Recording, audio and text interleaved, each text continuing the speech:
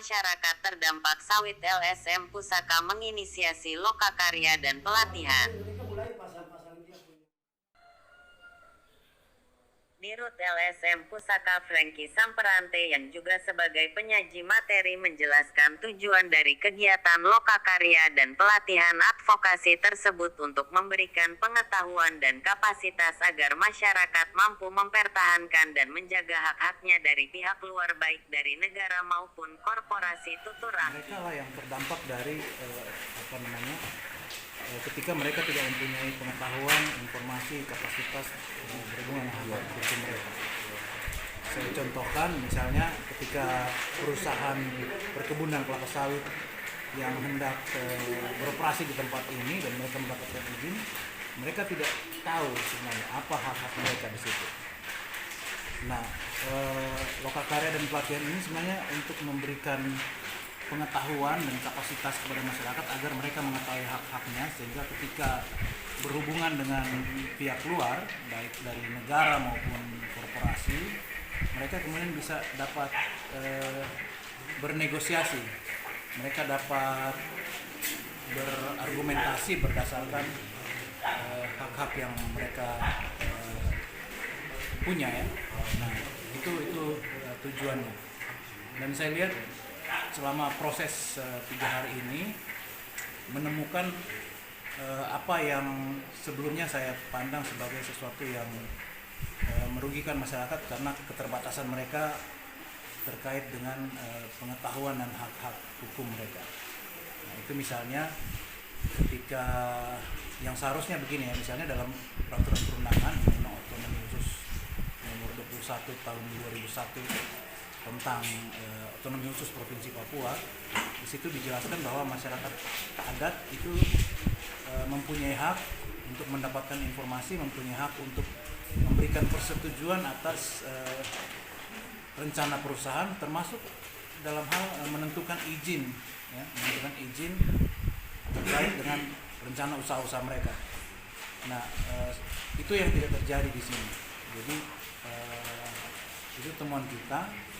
Nah, artinya selama ini negara gagal untuk memenuhi hak masyarakat, negara gagal untuk melindungi hak-hak masyarakat karena keterbatasan informasi dan pengetahuan. Korban sawit yang ada di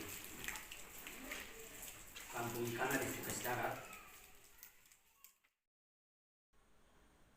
Hal senada ditegaskan Holan Abagu yang ditunjuk sebagai Ketua Relawan Sosial mengatakan kecewa terhadap kinerja Pansus yang telah dibentuk 6 bulan lalu tidak efektif dan disayangkan untuk masyarakat pemilik hak wilayah yang hingga kini tidak mengetahui kinerja Pansus sampai saat ini.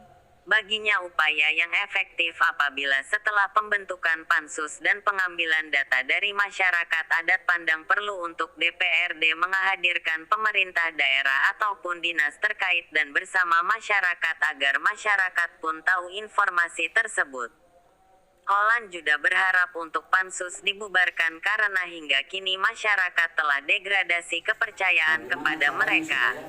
Kami bisa tanda tangan berita acara untuk kepada masyarakat dalam hal ini pemuda dan juga tokoh adat dari berbagai distrik yang ada yang menjadi incaran perusahaan sawit untuk masuk ke Kabupaten Sorong Selatan, sehingga kita perlu membuat pembekalan kepada mereka. Harapan kami pemerintah jangan secara sepihak untuk mengeluarkan izin-izin tanpa melibatkan masyarakat. Kita kalau lihat di aturan itu ada 100.000 hektar untuk tanah Papua. Untuk khusus di Sorong Selatan ini sudah tidak ada lahan. Jadi kami berharap pemerintah dalam hal ini pemerintah Kabupaten Sorong Selatan tidak boleh lagi mengeluarkan izin, karena mengingat khusus di PT Anugerah Sakti Internusa di distrik Polda ini ada 5 suku di sini, ditambah dengan beberapa mereka semua adalah suku Tehit yang lahannya tidak sampai besar. Ini sangat disayangkan sekali proses dari awal sampai dengan izin diterbitkan sampai detik ini masyarakat merasa tidak dilibatkan, dan kami terlibat di lapangan, jadi kami tahu info itu pasti pemerintah. Terus yang kedua juga kami berharap kepada DPRD Sorong Selatan, Pansus, kami sangat kecewa sekali dengan kinerja Pansus karena menurut saya tidak berfungsi. Pansus tidak tahu, mungkin mereka hanya habiskan anggaran kah atau apa. Mereka sudah datang ke Polda sini audiens dengan masyarakat, lalu hasil dari audiens kita tidak tahu sampai detik ini. Seharusnya itu mereka memanggil kita, terus memanggil instansi-instansi terkait. Dalam hal ini mungkin Dinas Lingkungan Hidup Kabupaten Sorong Selatan atau mungkin pemimpin daerah, dalam hal ini Bapak Bupati, baru undang kami masyarakat Distrik Ponda dan Temanggung. Saya mengatasnamakan kami karena kita terlibat langsung. Itu ya, mungkin kami sangat harapkan sekali DPR Sorsel khusus di Pansus lebih baik dibubarkan saja atau kami degradasi kepercayaan terhadap mereka. Sangat degradasi kepercayaan.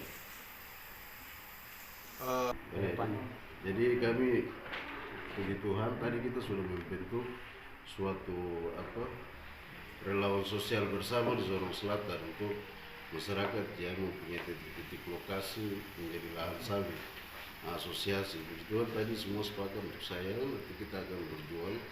Dalam hal ini nanti kita rencana Hari Bumi itu bertepatan dengan agenda pelantikan Bupati definitif di Sorong Selatan. Jadi kita gabungkan. Kalau tidak ada halangan kita akan datang ke melalui momen itu, kita akan meminta supaya Bapak Bupati terpilih atau Bapak Bupati definitif jangan keluarkan izin lagi untuk Kabupaten Sorong, dan kita minta cabut izin-izin yang bermasalah ada di Sorong Selatan. Ada sekitar 5 perusahaan, 3 sampai 5. Itu data resmi yang kami terima langsung dari hasil evaluasi KPK dan pemerintah Provinsi Papua Barat. Peserta pelatihan dan lokakarya masyarakat adat dan lingkungan dengan ini menyatakan siap tolak sawit, siap tolak sawit. Ya, peserta lokakarya dan pelatihan menyampaikan ucapan terima kasih atas kepedulian LSM Pusaka yang telah menginisiasi kegiatan ini, dan Markus yang sebagai tokoh pemuda distrik Seremuk juga meminta agar pemerintah atau negara tidak mengkabiri hak-hak masyarakat, khususnya masyarakat 7 distrik yang terkena dampak sawit, dan ia meminta kepada pemerintah juga agar izin segera dicabut. Yang mana hadir yaitu Pusaka. Dengan 3 hari kami ikuti itu banyak materi yang disampaikan untuk membawa kami sebagai warga masyarakat adat Sorong Selatan untuk mengerti akan hak-hak kami yang mana dikabiri oleh pemerintah dan juga negara, sehingga kami di hari ini berterima kasih kepada kehadiran LSM Pusaka yang memberikan kami materi, memberikan pikiran, memberikan kami solusi. Dan dengan semua yang kami miliki hingga di hari ini bukan kami terbatas untuk menghadapi tantangan ini. Kami minta untuk segera akan melakukan tindakan melalui materi yang kami sudah ikuti untuk beraksi kepada pemerintah daerah untuk segera izin yang dikeluarkan kepada perusahaan kelapa sawit untuk Sorong Selatan. Kami minta dengan tegas izin itu ditarik kembali, sehingga kami sebagai warga masyarakat Sorong Selatan menikmati hasil alam kami, menikmati hak-hak kami dengan baik, karena kami mengingat generasi kami akan datang. Hati di ujung rimba, semilir angin berhembus syadu, kicauan burung bernyanyi merdu. Bocah kecil bertelanjang kaki, bersiul riang di tengah rimba, bermain bersama gemercik air, angin, dan gunung. Tiba-tiba, dedaunan berguguran, angin berhenti berhembus, kuncup bunga liar yang mekar di pagi hari, kini layu menelusuri liku siksa yang disediakan manusia. Hatiku menangis, rimbaku pergi. Darimu kutemukan sagu dan ikan untuk mengisi perutku. Darimu kutemukan atap tempatku berteduh. Darimu kutemukan air, hilangkan dahagaku. Dapatkah aku bertahan hidup tanpamu? Hatiku menangis, rimbaku pergi. Di mana akan ku dengar suara indahmu, cendrawasiku? Di mana akan ku rasakan hembusan anginmu? Di mana akan ku nikmati sejuknya airmu? Hatiku menangis, rimbaku pergi. Kau adalah ibu bagiku. Bagaimana aku dapat hidup tanpamu, Ibu? Bariat 9 April 2021.